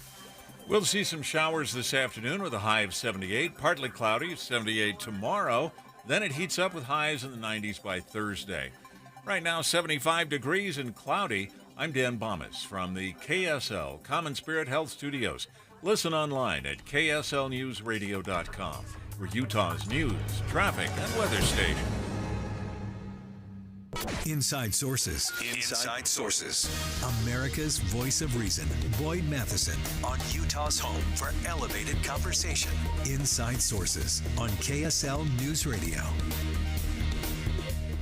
Yesterday was the largest election ever in the country of Mexico. They elected as their new president, Claudia Sheinbaum, who will not only be the first female president elected in Mexico, but in all of North America. So we want to look underneath the headline and take a look at who is President Sheinbaum. What does she stand for? What are the opportunities? What does it mean for Mexico? And what does it mean for us here in the United States of America? To help us break all of that down, really pleased to have joining us on the program today, Tara Sonnenschein, former U.S. Undersecretary of State for Public Diplomacy and Public Affairs, and is a senior non-resident fellow at the Fletcher School of Law and Diplomacy at Tufts University. And Tara, welcome to the show. Thank you so much for having me. It's quite a story. It is quite a story, and you've been covering it. You've had a couple of pieces in The Hill about really a game-changing election, and it is playing out just that way. Give us kind of a baseline first in terms of who is Claudia Sheinbaum, the new president-elect of Mexico? Sure. Well, not only is it the first female, it's the first Jewish female in Mexico, which is a Catholic country in many ways, but she is an engineer by training, a very technically scientific, renowned expert on the environment and on energy. So we're talking about a rather serious woman here. And I should mention just on the question of electing a woman president, something we have not done in the United States. Mexico pulling this off, if you want to go under the hood a bit, is in part because they actually have a gender parity constitutional amendment so that there have to be a certain percentage of women in their Congress. And I think it's kind of a useful example for us. But she is a daughter of what you would say leftist activists, and she's very much in the camp of the outgoing president and his party. But I do think it'll have ramifications for us here in the United States. Yeah, no question about that. And I do think it was interesting, too, just on both of those early notes there, that it was only 70 years ago that women in Mexico received the right to vote. And so they're definitely ahead of our pace in terms of having someone elected to the highest office in the land. The Jewish descendant was also interesting, that her grandparents that came from Eastern Europe. They did, from Lithuania, where my grandparents came from, and where I recently petitioned for citizenship based on that, so that I would have dual citizenship. So Lithuania is an interesting source of immigration. Yeah, fascinating. I want to get to some of the politics of all of this. As you mentioned, she's definitely in the camp of the outgoing president, Obrador, and a lot of the things that are looking interesting to me that I think will be fascinating to watch them play out are some of the changes that President Obrador has tried to get through but hasn't quite had the votes in terms of changing the structure of the judiciary, the Autonomous Elections Agency, reducing the size of the lower chamber of government there in Mexico. How do you see some of those things playing out, and how's that kind of message being perceived? Sure. Well, we're going to have to see how much of a state authority she chooses to be. There's a tug and pull there. What we'll be waiting to see in the next few days are how she signals, although she won't be in office until October 1. But we're going to be looking for, or everyone will be digging through any statements she's made, not only about the judiciary, but about the core issues that Americans care most about, and that would be immigration, the crime and violence due to the drug cartels in Mexico. We'll be looking to see where she is on energy and how that may affect trade here, and really some of these issues around how Mexico has supplanted China with its exports to the United States. So we are going to want to see what she does, how tough she is on criminal gangs, what happens with fentanyl. They have in Mexico some big issues around heat and climate and violence. I put in the piece some details of what it means to have the amount of heat in Mexico. So she's going to have a full plate, and we across the border are watching in the next few days as to how our president may be issuing some executive orders, and she'll be watching us just as we are watching her. No question about that, and I want to dig into that just a little bit in terms of the border and what's happening there. You mentioned in your piece that one of the things that you would be watching is how the new president will have a role, not necessarily just with the United States in terms of immigration and the border, but what that potential influence could be with other Latin American countries. That was really intriguing to me. Yeah, absolutely. I mean, we tend to not talk as much about sort of root causes of why people are on the move. And they're not just on the move from Mexico. As we know, they're on the move from many Latin American countries and beyond. We could do a whole segment on where else. But in terms of Latin America, she is sort of a Latin Americanist, if I could put it that way, someone who wants to also be fair to these countries that are sending people. And so, you know, this goes right away to the announcements that we think will come this week on executive orders on the, for example, number of asylum seekers coming in from Mexico and the rest of Latin America. And from what I glean about where the executive orders are coming and going, that will have an impact on Mexico itself and on Latin American countries who are the ones that we would call sending nations. So fascinating. And I want to sneak in a couple last things just really quick because you alluded to some of these that I think are so important in terms of the conversation.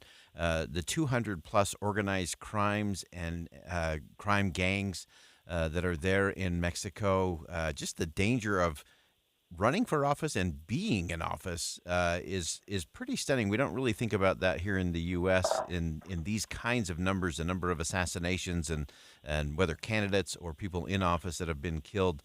How do you see the new president navigating some of that, knowing what she's up against in terms of organized crime?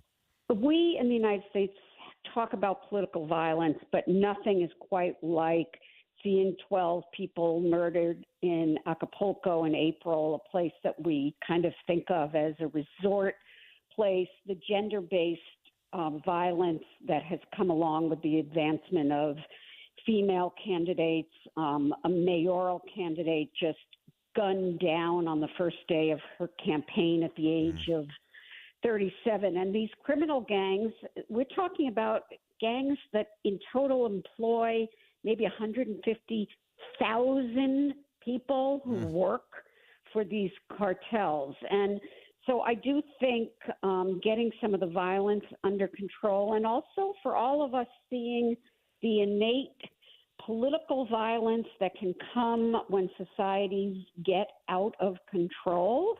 And I think there's a lot of lessons from this election in the positive sense of the first woman president, but also some of the violence, climate problems, water shortages, all of these things that are literally, you know, important to us when we buy a car, when we just look at where products come and go across the border. So I hope your listeners and podcast viewers will pay attention to Mexico in the next couple of months. October is when she'll be in office, and then I believe we're going to have our own election that we'll be focusing on just a month after that. Yeah. So lots of headwinds coming from both sides. No question about it. And so appreciate your perspective and analysis. Just absolutely brilliant. And it is important. These are crucial conversations. You can't just look the other way. We have to be part of these conversations and help shape these conversations. Tara Sonnenschein, former U.S. Undersecretary of State for Public Diplomacy and Public Affairs, and is a senior non-resident fellow at the Fletcher School of Law and Diplomacy at Tufts University. Tara, thank you so much. Great perspective today. Thanks for joining us. Good to be with you. All right, that's some great perspective there about Mexico, not just what's happening there, what it means for Latin America, and what it means for us right here at home. We'll step aside. One last segment coming up. Stick around.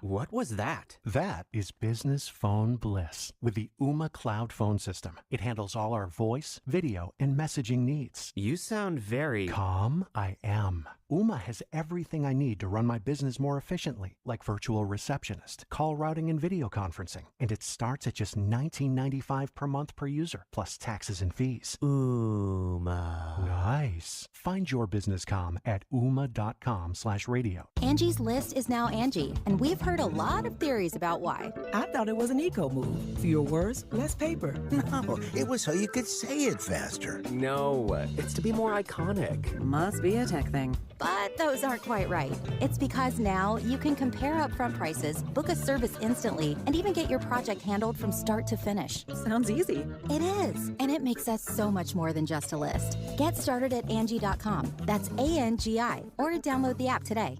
My name is J.R. Bird.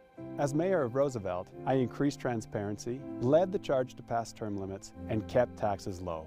As your congressman, I will leverage my experience in the energy sector to champion energy independence and dominance. I'm determined to defend the unborn, secure our borders, uphold our Second Amendment rights, and bring the same level of transparency that we've upheld locally. I hope to earn your support.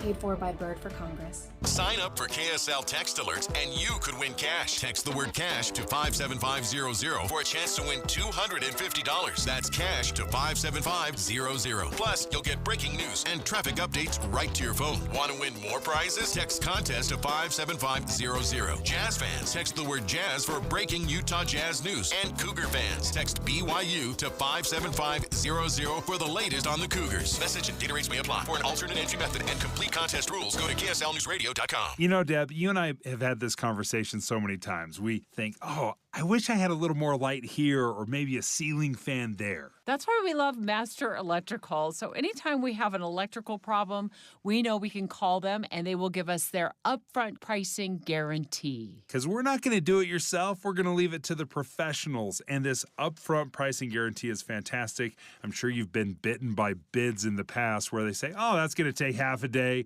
And then 2 weeks later, the bid and the invoice have nothing to do with each other. Not only will you get their upfront pricing guarantee, but you will never see an upcharge. Their pricing system simply won't allow it. Master Electrical proudly serves from Logan to Santaquin. They do everything that has to do with electrical, and they're always open, including for emergency services. The phone number to call is 801-543-2222. 801-543-2222, or check them out online at masterelectrical.com. Any Hour Services can make sure your AC keeps you cool this summer. Whether you need a tune-up, repair, or just a second opinion about replacing it, call Any Hour Services or visit anyhourservices.com. Social Security is with you through life's journey from birth to retirement. As your life changes year to year, so do your needs.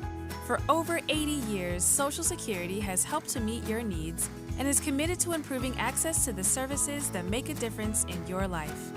Today, you can verify your earnings, estimate your future benefits, apply for retirement, manage your benefits, and even change your address, all from the comfort of your home.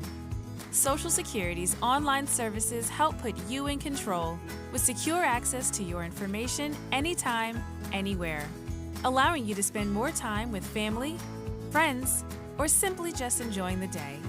Social Security, securing today and tomorrow. See what you can do online at socialsecurity.gov. Produced at U.S. taxpayer expense. Dave and Debbie. It's impossible to digest and consume all of the news that's now coming at us through either social media or through web pages or through the radio. Pick what is most impactful in your life and focus on that. And that's what Dave and I do every single morning. We pick those issues that are most important to our listeners and we boil it down so it's digestible. It's simple to understand. I think we're trying to find the essence of the story. You know, you can't be an expert on all things, but that doesn't mean you can't be curious and really find out more and educate yourself and learn the complexities of an issue. But I think all of us start at ground zero on everything. Ask questions, show that curiosity. And then if you need more research, you can always go to KSLNewsRadio.com and learn more. Listen for Dave and Dejanovic 9 to noon on KSL News Radio. Mom and Dad used to argue about everything, especially about Dad's drinking. It drove me crazy. It got so bad, I couldn't do my homework. I couldn't concentrate. I absolutely refused to let any of my friends come to our house for any reason. I would have been humiliated if anyone found out how much my dad drank and how loud my mom screamed at him. My family went from totally crazy to quiet, calm, and even peaceful. The only thing that happened is my mom started going to Al-Anon family groups. Her relationship with my dad really changed. I asked Mom if she would take me to her Al-Anon meetings or to Alateen. I wanted to see if I could have a better relationship with my dad. I'm sure glad I did. If someone's drinking troubling you, you might be surprised at what you can learn in an Al-Anon or Alateen family group from people just like you. Call 1-888-4-ALANON or go to alanon.org. With the three things you need to know this hour, I'm Dan Bomas. First, the manager of an Airbnb in Draper was shot and killed 2 years ago when he tried to break up a party. The man who shot him has now been convicted of murder. Second, families of the Sandy Hook victims are telling a bankruptcy judge he needs to liquidate Alex Jones Media Company. And third, there's a concert in Weber State this weekend to help kids get rid of their school lunch debts. 75 degrees and cloudy in Salt Lake City. And back to Inside Sources on KSL News Radio. Get deeper insights on the news from Inside Sources.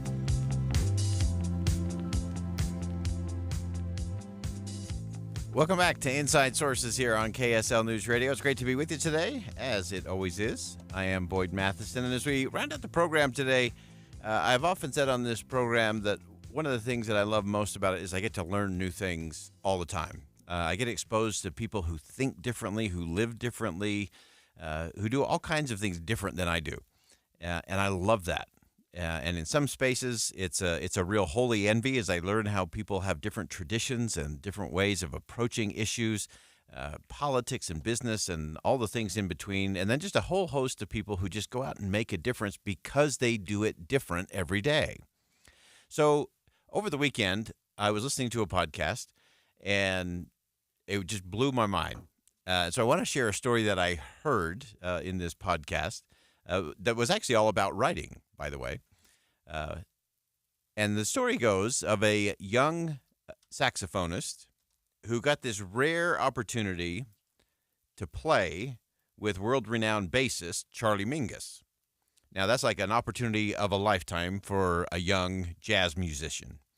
And so this young saxophonist is just having the time of his life. He's in this really cool spot with a great audience, and he's playing with the great Charlie Mingus, and they're just jamming away, playing the blues, just having a good time. Then they got to the portion of the program where the saxophone is supposed to do an improv solo. So the young saxophonist goes at it, and he is in the zone. The audience is right there with him. They're cheering, they're shouting, and he's just feeling it. So he's just freewheeling, doing this incredible improv. Everybody's going crazy. And he gets done with his portion, his improv solo, and the band continues on. And then Charlie Mingus, the old bassist, comes over and says, "Kid, never do that again." And this kid, this young saxophonist, was just crushed. And so he's sitting there through the night thinking, you know, Is he jealous? Is it just that the old bassist is jealous that I had the audience right in the palm of my hand? Or was he just jealous that I did so well? Or maybe he thought I was showing off a little too much and taking the spotlight away from the rest of the band. Well, at the end of the night, Charlie Mingus comes up to the young saxophonist and said, I want you to understand what I said when I said, never do that again. What I meant was, don't do that solo ever again. He says there's a lot of people in this town who do improv, who are great trumpet players and saxophonists and guitarists, but then they do the same solo night after night after night. And even though it's improv, and even though they're supposed to be doing this freewheeling thing, they do the same thing because it worked once. And he said, kid, if you want to be great, never do that again. And I love that. As a principle, it really ties into something we often talk about, and that is radical curiosity. Because when you've mastered something, when you just do it the same way over and over and over again, there's no creativity, there's no new learning, there's no new perspective, there's no new connection. And we can apply that into so many different places and spaces, from government to politics to business to community to our personal relationships to the things that are part of our jobs every day. So if you're doing something really well, my advice to you today is never do that again. Do it different. Do it better. Keep exploring. Keep learning. Keep growing. It's the one thing that I think we are vastly missing in our education system from K through 12 onto our college campuses, is that we continue to have our students focused on that mastery and recall. We talked about this a couple weeks ago. And when you're learning for mastery and recall, once your brain can recall it, it's done with it. It's going to store it in that certain spot in the brain, and that'll be the end. And so there's no space for reflection. There's no space for nuance. There's no space for deeper meaning or understanding or exploration. And so we shouldn't just be, yes, we have to master some things. Yes, we have to be able to recall some things. That's part of learning for sure.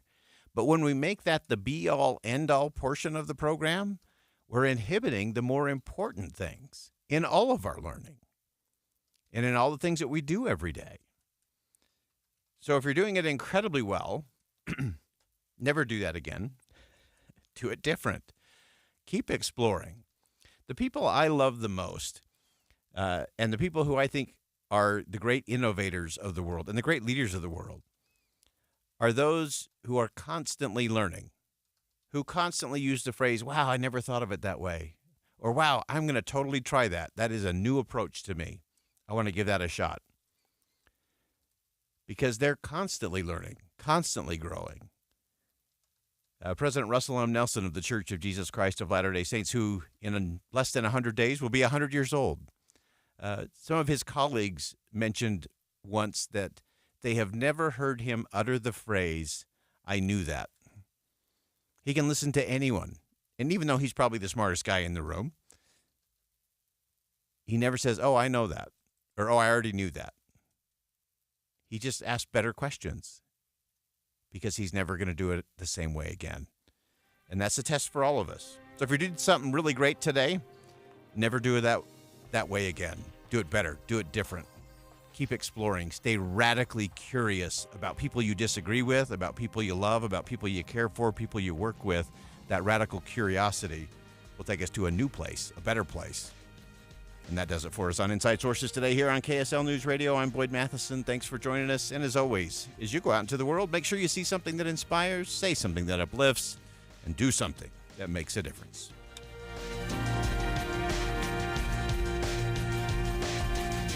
KSL FM Midvale. KSL Salt Lake City. From the KSL Common Spirit Health Studios, this is KSL News Radio. Utah's news, traffic, and weather station. Good afternoon, 3 o'clock at KSL News Radio. I'm Jeff Kaplan. We're at 75 degrees, a cloudy sky. KSL's top story. The state of Utah is suing TikTok again, this time. Attorney General Sean Reyes says TikTok Live is a virtual strip club. The lawsuit filed today says TikTok Live allows users to pay virtual money for actions performed on